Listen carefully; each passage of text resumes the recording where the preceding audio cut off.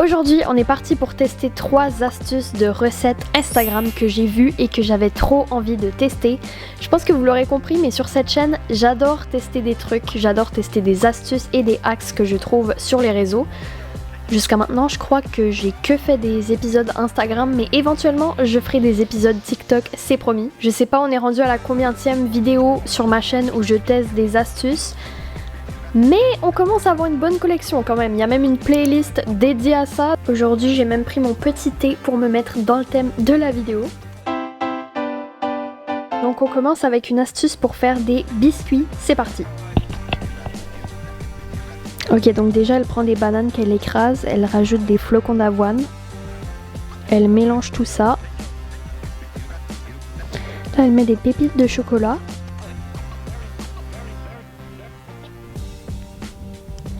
Là, elle forme 2 petits biscuits et elle met ça dans un air fryer. Moi, j'ai pas de air fryer, mais elle précise que ça peut aussi parfaitement être cuit au four. Donc là, ça donne des biscuits. Ça a l'air tellement bon. Je pense que je vous l'avais déjà mentionné dans un autre épisode. Je peux pas mettre le son des Reels ou des TikTok ou du contenu que je regarde à cause des droits d'auteur, parce que des fois il peut y avoir des musiques ou quoi que ce soit et YouTube est très strict sur ce qui est des droits d'auteur audio. Je sais pas si j'y crois sincèrement. Oh non, j'ai renversé mon thé. Alors je sais pas si j'y crois parce que ça me semble, je sais pas si c'est faisable de faire des biscuits seulement avec des flocons d'avoine et de la banane. Les flocons d'avoine, je sais que c'est souvent utilisé dans les biscuits, mais de remplacer la farine, les œufs, le lait, le sucre, la levure chimique par de la banane. Quoique c'est peut-être aussi les flocons qui remplacent ça. J'ai envie d'y croire parce que si ça marche, c'est très très stylé, surtout si vous voulez vous faire des biscuits hyper santé. Mais je sais pas, on va voir. J'ai mis mon iPhone ici pour pouvoir vous filmer ici. Là, il faut venir écraser tout ça.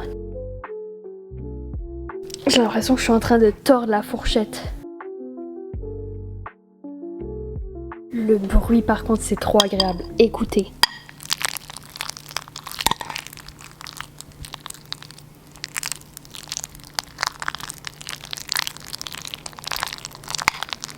J'espère que vous avez apprécié le petit moment ASMR.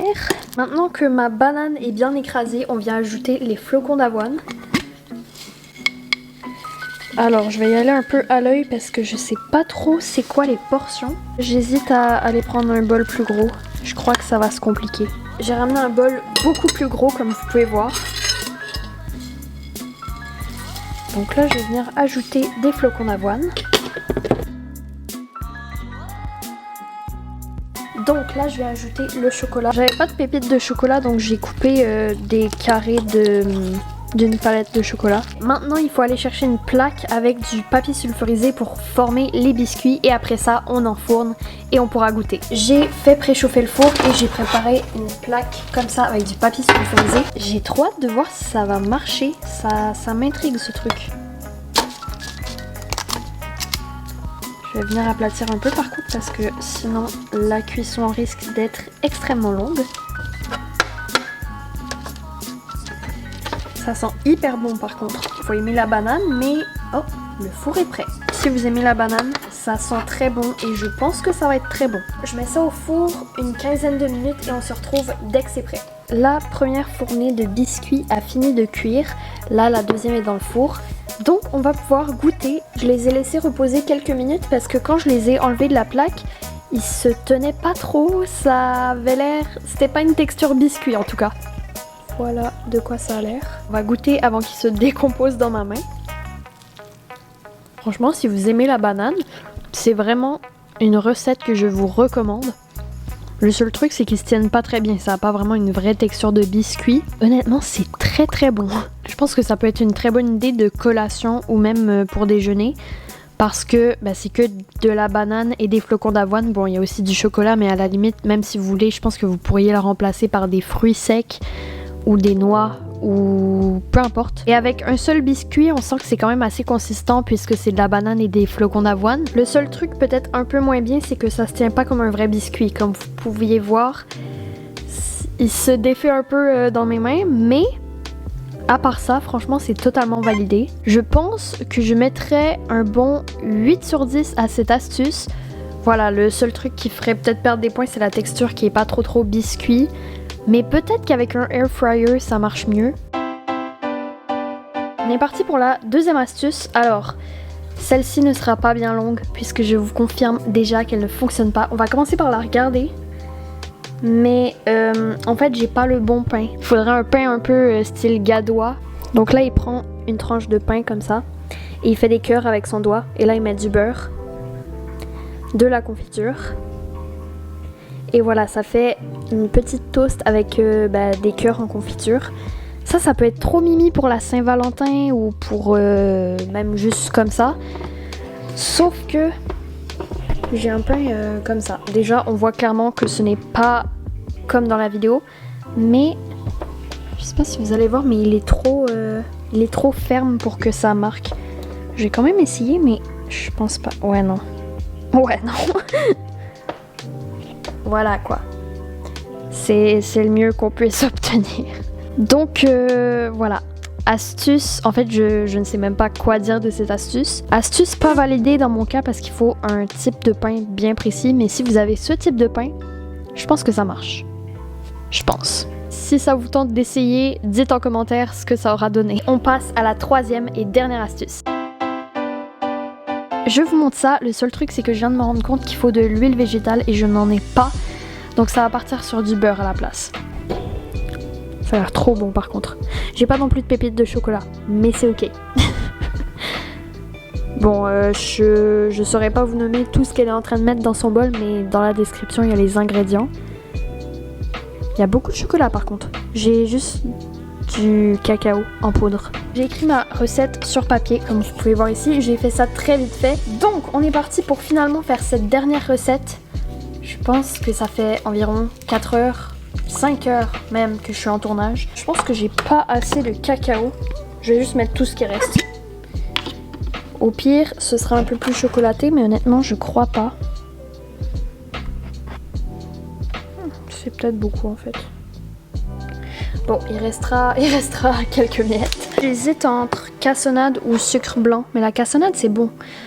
Oh, mais qu'est-ce que je fais? Il me faut un bol plus grand. Ok, je vais chercher un autre bol. Attendez, mais là, je suis en train de me dire que c'est énorme comme quantité pour faire un seul mug cake. Normalement, ça se fait dans une tasse. Ça disait même que la levure chimique était facultative. Facultative. J'en ai mis 15 tonnes et demi.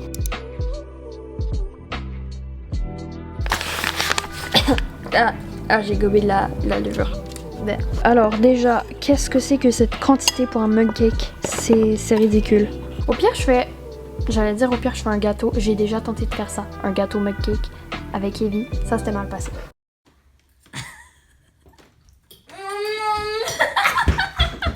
Je sais pas si je vous ai déjà raconté l'anecdote. J'ai séparé en deux. Donc voilà, à peu près en deux. Je sais pas jusqu'à quel point c'est fiable ce que j'ai fait. Là, il manque plus que du lait et de l'huile. Mais les quantités de ce truc, c'est un peu n'importe quoi, honnêtement. Tada! Écoutez, je mets ça dans une tasse au micro-ondes. Voilà de quoi ça a l'air pour l'instant. Et je vous retrouve dès que c'est prêt. Déjà, je suis complètement sous le choc à quel point le truc, il a gonflé. C'est une folie. Il partait, je pense, il y avait peut-être du mélange là. Et là, il est rendu là. C'est excellent. Il est vraiment moelleux en plus. Là, on part sur un 10 sur 10, hein, je suis désolée, mais c'est excellent.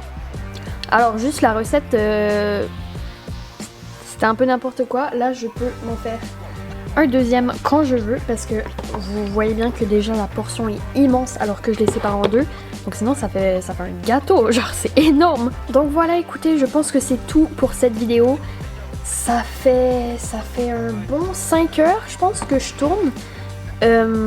C'était un tournage extrêmement long, mais franchement j'ai adoré. Les biscuits étaient excellents, ça c'est excellent. La deuxième astuce, c'était un échec, mais c'est pas grave parce que les deux autres, ça rentabilisait totalement la vidéo. N'hésitez pas à me dire en commentaire si vous avez déjà testé certaines de ces astuces ou s'il y en a que vous aimeriez tester. Moi j'ai du dessert pour au moins une semaine, j'ai 7 biscuits dans le frigo, en plus de ça, en plus de la deuxième préparation. Donc quoi de mieux finalement? D'ailleurs n'hésitez pas à me dire en commentaire si vous pensez à d'autres thèmes que vous aimeriez que je teste des astuces.